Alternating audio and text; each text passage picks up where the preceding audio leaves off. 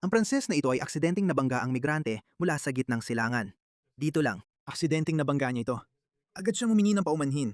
Sabi niya, pasensya na, at nagpatuloy siya sa paglalakad. Sige, aksidenteng nabangga.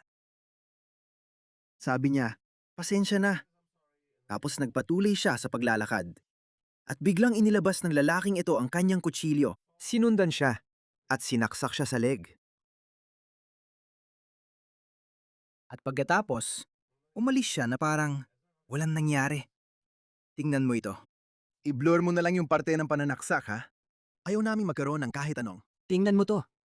Tingnan mo to. Basta na lang siyang umalis. Tingnan mo to. Tingnan mo ano ba yan? Ano? Nasaksak ako. Diyos ko. Mamamatay na ba ako? Hindi ko alam ang gagawin ko. Hindi niya alam. Hindi pa niya nare-realize ang nangyari. Isipin mo tong taong to. Ginawa nila to sa atin. Ito ang direktang resulta ng multikulturalismo.